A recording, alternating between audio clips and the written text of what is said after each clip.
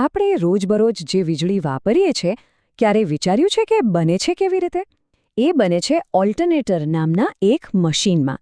તો આજે આપણે બરાબર આ મશીનની અંદર જઈશું અને સમજીશું કે આખરે એ કામ કઈ રીતે કરે છે. ચાલો શરૂ કરીએ. તો સૌથી પહેલો સવાલ એ જ થાય કે આ આટલું મોટું અને જટિલ દેખાતું મશીન ખરેખર કયા મૂળભૂત ભાગોનું બનેલું છે? ચાલો એને ભાગ પાડીને એક પછી એક ઘટકને સમજીએ. સારું, તો આજના આ વિશ્લેષણમાં આપણે શું જોવાના છીએ? પહેલાં તો ઓલ્ટરનેટરની રચના કેવી હોય છે એ જોઈશું. પછી એના બે મુખ્ય ભાગો એટલે કે સ્થિર રહેતો સ્ટેટર અને ફરતો રોટર એના પર વાત કરીશું. અને છેલ્લે આ બંને ભેગા મળીને કેવી રીતે કામ કરે છે એ સમજીશું. કોઈપણ ઓલ્ટરનેટરના મૂળમાં સમજો કે બે મુખ્ય સિસ્ટમ્સ હોય છે જે એકબીજા સાથે તાલમેલથી કામ કરે છે. આ એકદમ એક પાર્ટનરશિપ જેવું છે, ખરું ને? દરેક પાર્ટનરનું પોતાનું કામ છે, પણ સફળતા તો ત્યારે જ મળે જ્યારે બંને સાથે મળીને કામ કરે. અહીં પણ કંઈક એવું જ છે. અને આ બે સિસ્ટમ્સ એટલે સ્ટેટર અને રોટર. સાવ સીધી ભાષામાં કહીએ તો સ્ટેટર, જેનું નામ જ કહે છે કે એ સ્થિર રહે છે, એ વીજળી પેદા કરવાનું અસલી કામ કરે છે. અને રોટર, જે ફરે છે, એ સ્ટેટરની અંદર ફરીને જરૂરી ચુંબકીય ક્ષેત્ર બનાવે છે. બસ આ જ એક સ્થિર અને એક ફરતો ભાગ, આ બંનેનું કોમ્બિનેશન જ આખી જાદુગરી કરે છે. તો ચાલો સૌથી પહેલાં એના મુખ્ય ઘટક સ્ટેટરથી જ શરૂઆત કરીએ. એને મશીનનો પાયો કહી શકાય, અથવા એમ કહો કે એનું પાવર હાઉસ છે, કેમ કે આ જ એ જગ્યા છે જ્યાં વીજળી ખરેખર બને છે. ભલે સ્થિર રહે, પણ કામ સૌથી મોટું એ જ કરે છે. સારું, તો આકૃતિમાં જે દેખાય છે એ સ્ટેટરનો એક ક્રોસ સેક્શન છે. કદાચ થોડું જટિલ લાગે, પણ ગભરાશો નહીં.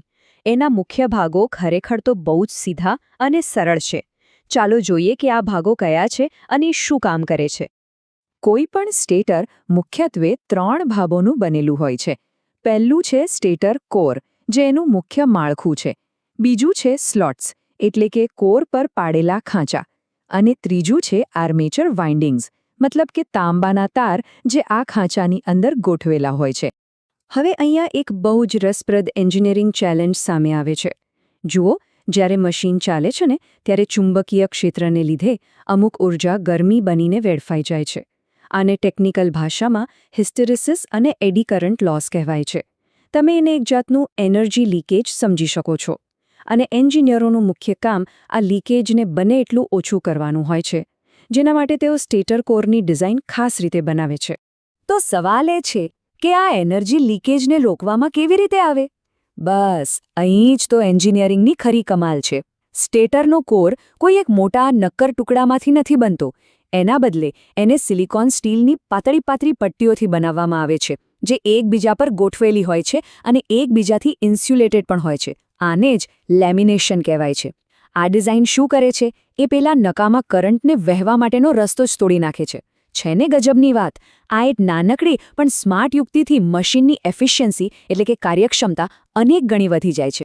હવે પેલા સ્ટેટર કોર પર જે ખાંચા એટલે કે સ્લોટ્સની વાત કરી હતી, એનું કામ શું? એનું કામ છે તાંબાના તારની ગુછડીઓ એટલે કે વાઇન્ડિંગ્સને મજબૂતીથી પકડી રાખવાનું. અને આ વાઇન્ડિંગ્સ હંમેશા તાંબામાંથી જ બને છે. કેમ? કારણ કે તાંબુ વીજળીનો બહુ સારો સુવાહક છે. એમાંથી ઇલેક્ટ્રોન્સ બહુ સહેલાઈથી પસાર થઈ શકે છે, જે વીજળી બનાવવા માટે સૌથી જરૂરી છે. ચાલો, સ્ટેટરની વાત તો થઈ ગઈ. હવે વારો છે ઓલ્ટરનેટરના બીજા અને એટલા જ મહત્વના ભાગનો, રોટર. જો આપણે સ્ટેટરને પાવર હાઉસ કહીએ ને, તો રોટર એનું ધબકતું ફરતું હૃદય છે.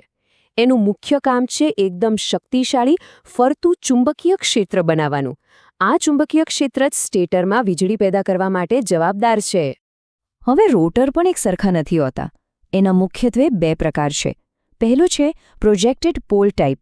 એમાં ચુંબકીય પોલ્સ બહારની તરફ નીકળેલા હોય છે. આ પ્રકારના રોટર ધીમી ગતિએ ચાલતા ઓલ્ટરનેટરમાં વપરાય છે, જેમ કે હાઇડ્રોઇલેક્ટ્રિક પાવર પ્લાન્ટમાં. અને બીજો પ્રકાર છે નળાકાર પોલ ટાઈપ. એની સપાટી એકદમ લીસ્સી અને નળાકાર હોય છે. આ ડિઝાઇન એને ખૂબ જ ઊંચી સ્પીડ પર ફરવા માટે મજબૂત બનાવે છે, એટલે એ સ્ટીમ ટર્બાઇનવાળા પ્લાન્ટ્સમાં વપરાય છે. તો વાત સાવ સિમ્પલ છે. ઓલ્ટરનેટરની સ્પીડ કેટલી છે એના પરથી નક્કી થાય કે રોટર કેવો હશે. તો આપણે સ્ટેટરને પણ સમજ્યા અને રોટરને પણ. બંનેને અલગ અલગ તો જોઈ લીધા, પણ હવે સૌથી મહત્વની વાત કે આ બંનેની શક્તિશાળી પાર્ટનરશિપ મળીને વીજળી કેવી રીતે બનાવે છે. ચાલો એ જોઈએ, કારણ કે આ બંને એકબીજા વગર અધૂરા છે. એ એક સંપૂર્ણ સિસ્ટમ તરીકે જ કામ કરે છે. આ કોષ્ટક જુઓ, એ આખી વાતનો સારાંશ બહુ સરસ રીતે આપે છે. એક તરફ છે સ્ટેટર, જે સ્થિર રહે છે અને એનું કામ છે વીજળી બનાવવાનું. એના મુખ્ય ભાગો છે લેમિનેટેડ કોર અને તાંબાના વાઇન્ડિંગ્સ. બીજી તરફ છે રોટર, જે ફરે છે અને એનું કામ છે ફરતું ચુંબકીય ક્ષેત્ર બનાવવાનું. એના મુખ્ય ભાગ છે ચુંબકીય પોલ્સ. કામ ભલે બંનેના અલગ અલગ હોય, પણ એકબીજા વગર ચાલે નહીં. એકબીજા પર સંપૂર્ણપણે આધારિત છે. તો આ જે ડિઝાઇન છે, સ્થિર સ્ટેટર અને ફરતો રોટર, એ કોઈ નવી નથી. એક સદી કરતાં પણ વધુ સમયથી આ જ ડિઝાઇન આપણા પાવર જનરેશનનો પાયો રહી છે. આ એકદમ સાબિત થયેલી અને ભરોસાપાત્ર ટેકનોલોજી છે. પણ સવાલ એ છે કે આના પછી શું? શું ટેકનોલોજી અહીં જ અટકી જશે? વિચારો કે પાવર જનરેશનની આગામી ઉત્ક્રાંતિ કેવી હશે.